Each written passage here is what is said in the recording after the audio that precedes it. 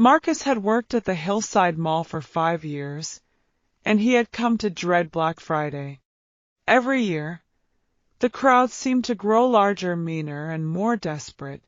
People weren't just shopping for deals, they were hunting for them, tearing through the shelves like rabid animals, trampling over one another for the sake of a discounted TV or a half-price blender.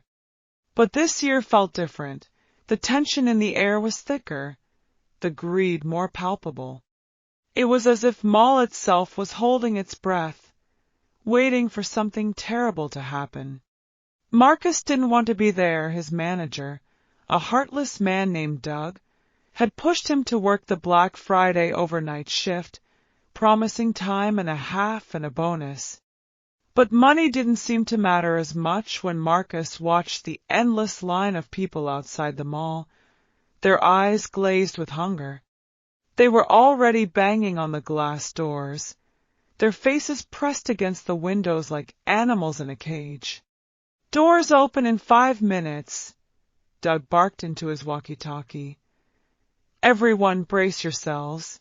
Marcus stood at the entrance, gripping the security gate, heart racing as the countdown began. He could feel the weight of the crowd pressing against the glass doors. 5, 4, 3 on the final second, Doug gave the signal, and the doors swung open. The mob exploded into the store, a surge of bodies crashing forward with no care for what or who was in their way. Marcus tried to hold the gate steady, but within seconds, the crowd engulfed him. He was knocked off his feet, his body slammed to the floor as the mass of shoppers trampled over him. Shoes, boots, elbows, fists. There was no stopping the madness. "Help!" Marcus screamed, but his voice was swallowed by the roar of the crowd. He could feel the bones in his body breaking one by one under the crushing weight. His vision blurred as blood filled his mouth. His desperate attempts to crawl out were futile. There was no escape. The last thing he saw before everything went black was a sea of faces, wild with greed, oblivious to the life they were crushing beneath them. Marcus died there, on the cold tile floor of Hillside Mall, surrounded by people who didn't even notice him. When Marcus opened his eyes again, it was dark. The mall was eerily silent, the once bustling aisles now deserted. He sat up slowly, his limbs stiff and heavy, the memory of pain lingering in his bones. Something was wrong. His heart wasn't beating, that he wasn't breathing. Marcus stood and looked down at his hands, his flesh pale, mottled with dark bruises and patches of blood. His shirt was torn, covered in the stains of his last moments, that he was dead, but he wasn't gone. The rage came then, boiling up from deep within him, a fury so intense it made the fluorescent lights above flicker. Marcus wasn't sure what had brought him back, but he knew why. The people who had killed him were still out there, oblivious to the life they had taken. And he wasn't going to let them get away with it. Not tonight. The mall reopened the next evening, with shoppers flooding back in, eager to continue their Black Friday madness.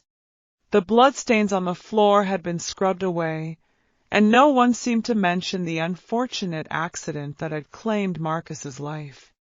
To them, he was just another casualty of the chaos, a footnote in their hunt for bargains. But something was wrong.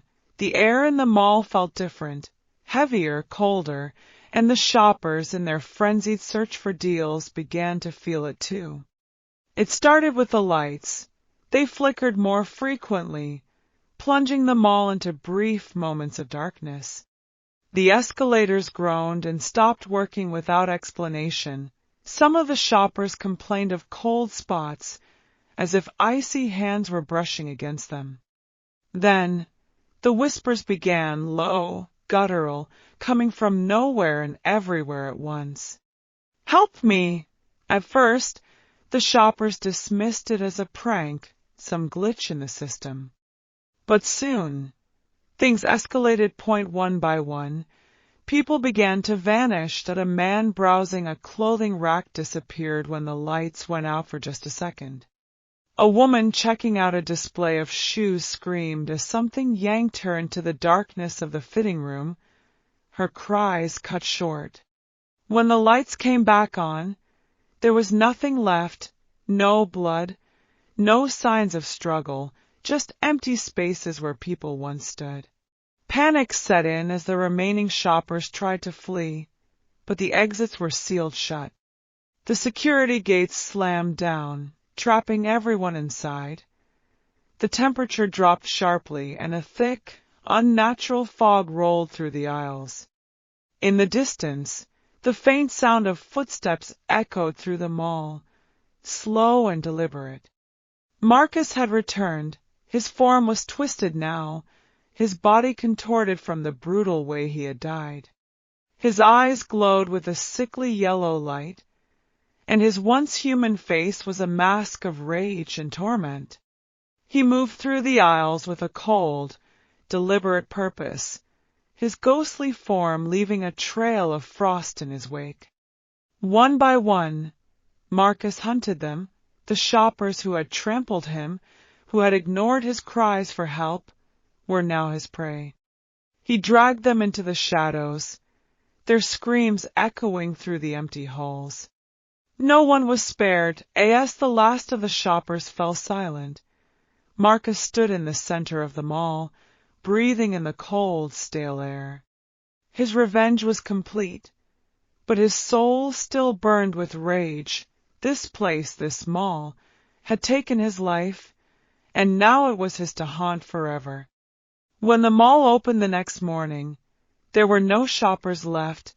The entire place was deserted, save for the bloody handprints smeared across the glass doors, and the faint whispers of the dead that echoed through the halls.